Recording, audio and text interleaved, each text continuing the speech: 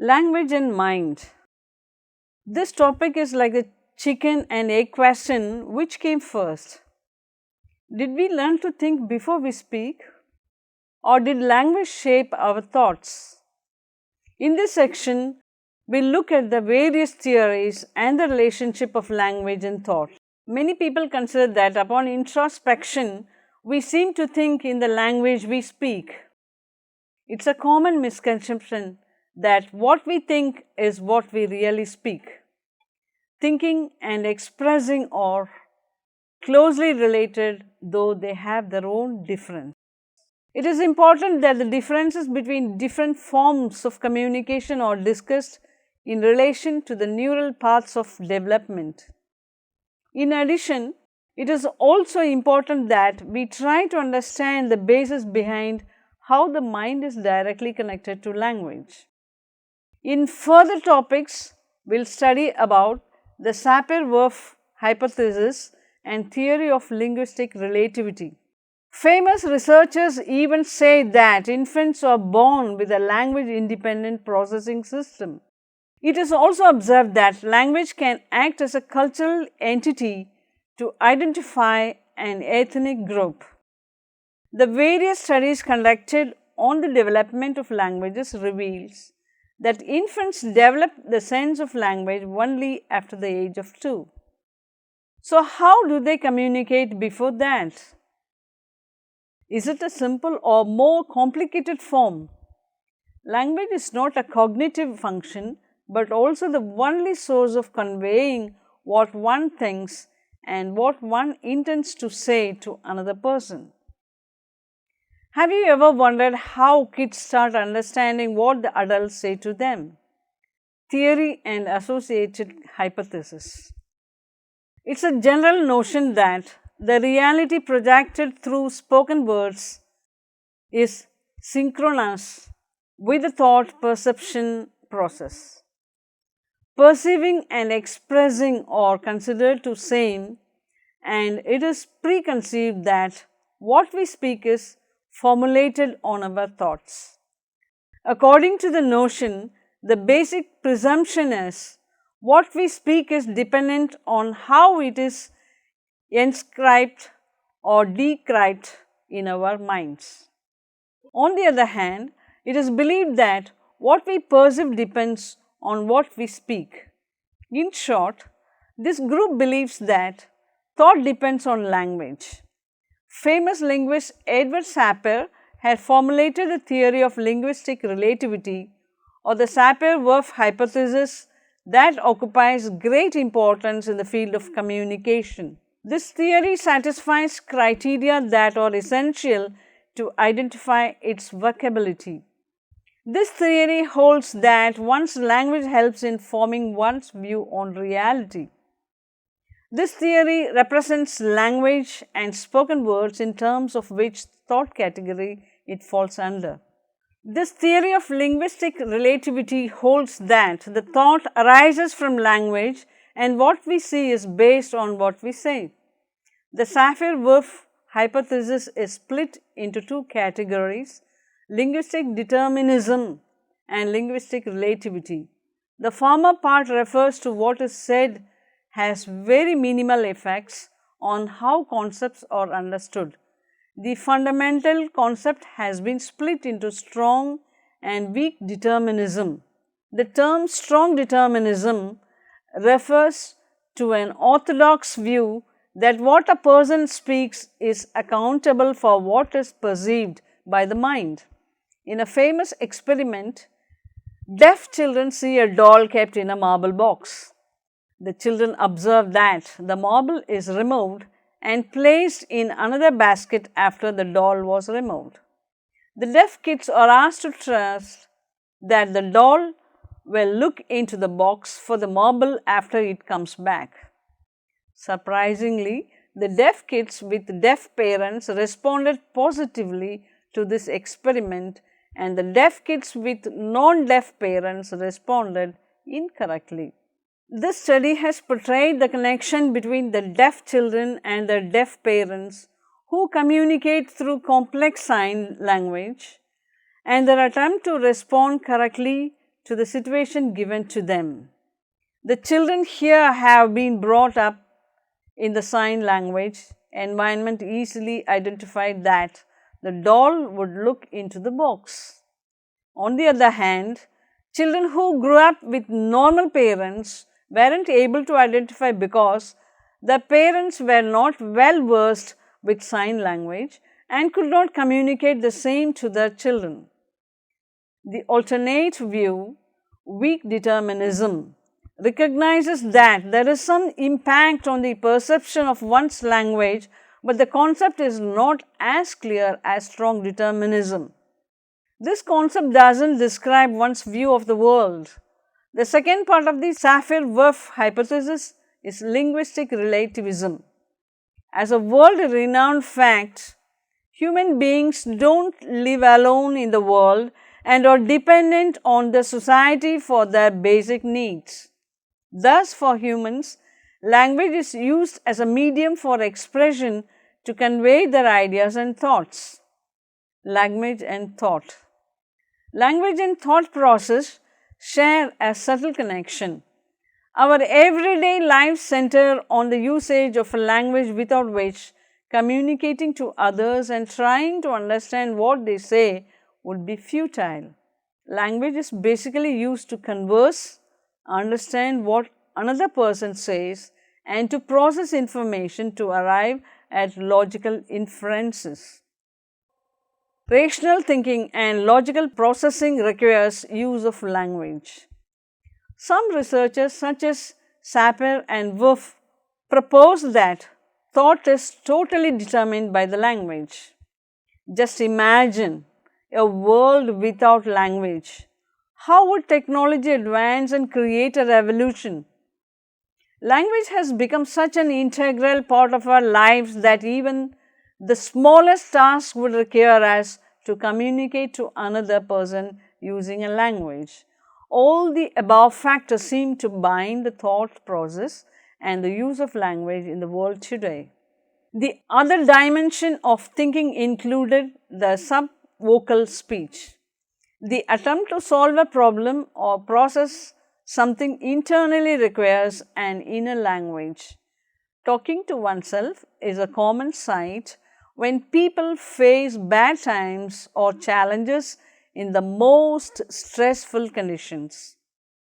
The most common view of a classroom reveals that 90% of the children vocalize what they have been taught in class by talking to themselves or to others.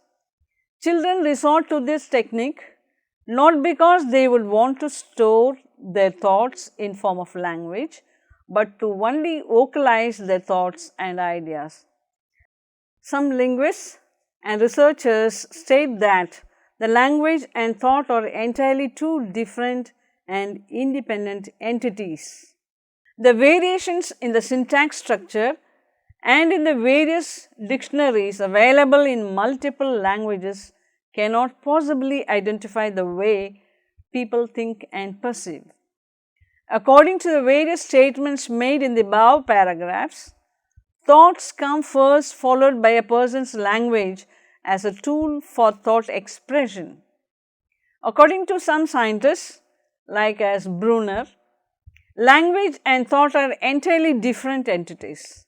He had proposed three ways in which a kid remembers and uses the information from the environment around him.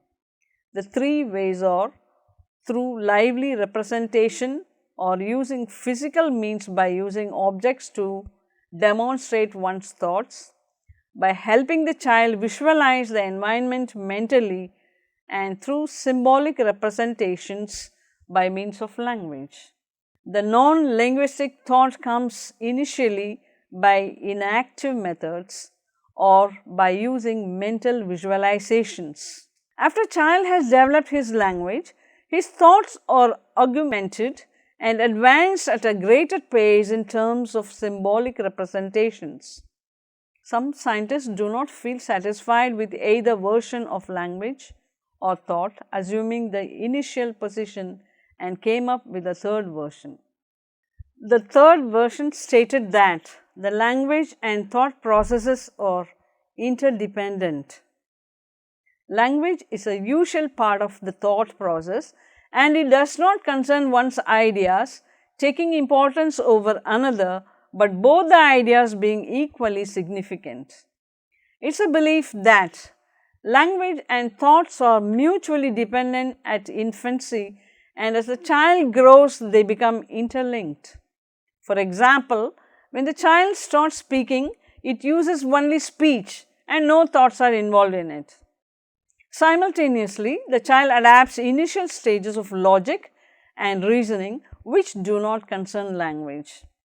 As the child steps to 2 years of age, the social speech and the initial logical reasoning combine together and the words represent their symbols for their thoughts. Empirical evidences. According to Piaget, language is just a part of the several symbolic functions. The other functions were symbolic play and imagery. Piaget believes that the relationship of thought and language is the opposite of the Sapir-Whorf hypothesis. For Piaget, the development of the intellect occupies high priority, and without which language is only significant than a baby's babble. For this purpose, researchers had observed in children who had understood the concept of volume conservation. At this level, the children learn to appreciate the volume of a liquid transferred from one container to another. He found that such kids grasp words such as more, bigger than, and as little as. The children who hadn't been exposed to this concept before found it hard to utilize the words correctly even when provided specific linguistic training. A research study was conducted on the Navajo Indians by Carroll and Casagrade. The three groups of participants were ones who spoke Navajo only, those who speak both Navajo and English, and finally American children of European descent who knew only English. The form and shape of things was very important for Navajos, which is incorporated in their language. Several verbs are used for handling long, flexible objects from those used for holding short and rigid objects. The American children establish identifying objects in the sequence such as size, color, form, and shape. If the Sapir-Whorf hypothesis was true, the Navajo speaking children would have identified objects at an earlier age than American children. The main source of confusion is which came first, the language or its environment. According to Whorf and Sapir, the language came initially and then the way people perceived it, but it could have been vice versa too. The 92 words for rice species used by the Hunuko people are words that indicate their environment and the things that are of great importance to them. Therefore, it is important to identify what forms of communication and language holds the greatest degree of importance based on the society of origin. It is a known fact that language helps in differentiating the environments of various people and provides tanks to retain the differences in one's memory. The more flexible a language is, the introduction of new terms, jargons are bound to increase. This instance, however, emphasizes that the thought is the father of the language and not the vice versa. There is also a problem which relates to the flexibility of language and the ability of the people to adapt to this flexibility. It is not static, but new terms relating perhaps to new technology or perhaps to the use of jargon are continually being introduced. This seems to indicate that thought is the parent of language rather than the other way round. If thought always was required to indicate the language, there would be no ways to induce fresh thoughts into the process. Change only in the language is not sufficient, but changes in new technology and original thinking shall ignite new thoughts. Thus, the above section has presented evidences of how empirical evidences are conflicting when it comes to facets of language and mind. How do we find out about languages? In the previous sections, we had studied about how people connect their thoughts and language to communicate to others. We had also seen about different ideologies based on this concept. In comparison to the thought process and idea generation, language formation is more sequenced and organized. Language is the only way of communicating with the other individuals and is unique to every culture and society. It is also considered a cultural trademark of a society. Language is both a complicated and a flexible system that encourages innovation, modification, and evolution. It can be put across in different ways from oral expression, kinetically, and through graphical representations. On the other hand, language plays a major role not only in communication but also helps in determining a particular cultural group and their ethnicity. Language can vary across religion, class, ethnic groups, and levels of education and across generations. The language that a person speaks and how they communicate gives an idea about their cultural affiliations, how others perceive and socialize with them. Although a person might process his or her thoughts at a rapid pace, translating them into a language or into a form that is understood by all is a tough task. Not necessarily all that is conceived in the mind ought to be expressed orally.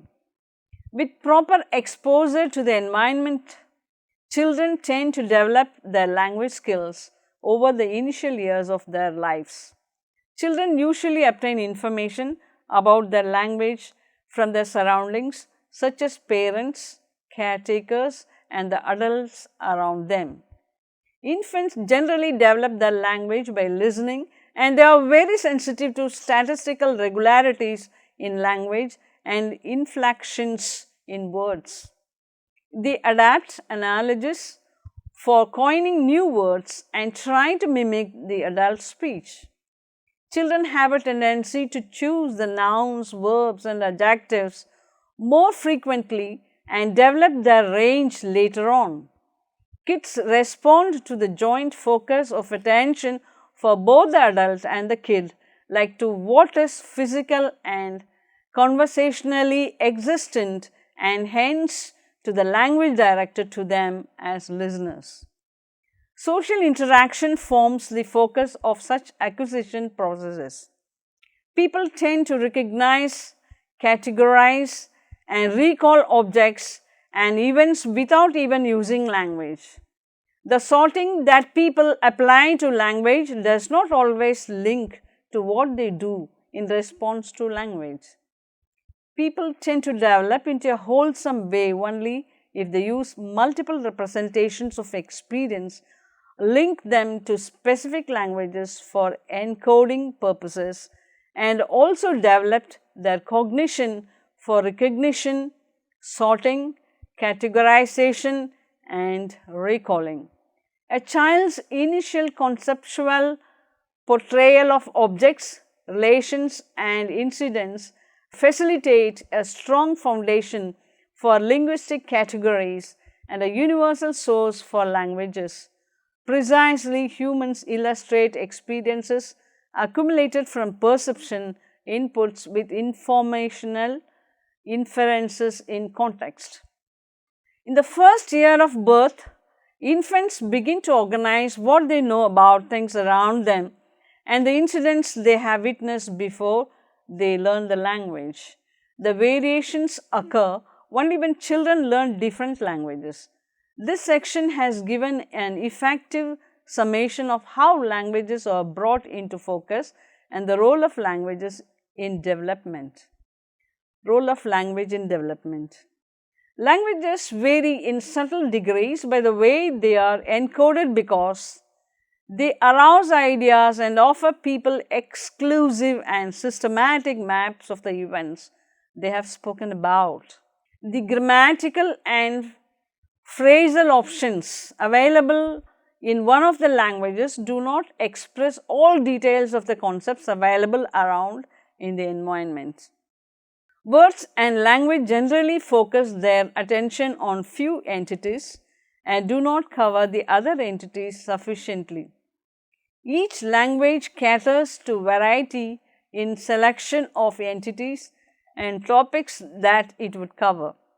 It is generally advisable for children to choose the languages in which the categories should work out. This job treads into adulthood also, as children tend to map each unknown word and construction to relevant concepts and representations in their life. Since languages vary, children who learn several languages tend to link different linguistic forms and structures to their familiar domain to understand the concepts with ease. How they speak about every domain is independent on their language that they often use or hear. Some of these variances can be identified at an earlier stage, and as soon as the kids begin to pick up a language, this characteristic is evident in the domain of space. According to various researches conducted on language learning and a child's ability to differentiate between various sounds, children tend to focus their attention completely on the sounds of a particular language in their growing environment. The kids tend to develop listening skills and try to acquire language from their surroundings between 10 to 14 months. But the capacity to differentiate is not lost completely. Although their capabilities differ, their conceptual differentiations tend to follow a similar pathway. The kids usually pick up differences in the language and then reduce them gradually to those actually demarcated in the language that they hear in day-to-day life. To know how extent does this parallel concept hold? Languages differ in their taxonomy or structure, that is their meanings, grammatical options and the usual patterns used in the words and the structuring. Till what limits do young kids reflect cognitive differentiations that were already existent? Certain questions such as, do children also make further discriminations from adults who speak the same language, and which of the following grammatical differentiations have a conceptual foundation already in place when kids start to learn from them? In the concept of acquiring language, language production lags when compared to comprehension. The researchers rarely verify activities such as, do children really understand certain terms, or they are just making inferences from what speakers or adults mean around them? How do researchers check the alternatives available and the documents with more care when children cope with different forms of language used? Survey findings from development of cognition and comparative psychology state that language may help to establish new links for vision, sense of touch and audio-visual memory also. Therefore, it is established that the role of language in development is important in arriving at both cognitive and behavioral development. The link between language and development is succulent, and if there are problems in some of these patterns of development, then the child may develop mental disorders like autism. In conclusion, I would like to remind you how language and thoughts play a major role in our lives from the infant stage to the adulthood. The various hypotheses brought out the mutual relationship between the thought perception process and language cognition. Although the thought process and linguistic capabilities are different, they are interdependent. Some scientists felt that a person's intellect and brain had to be developed for the person to learn a language.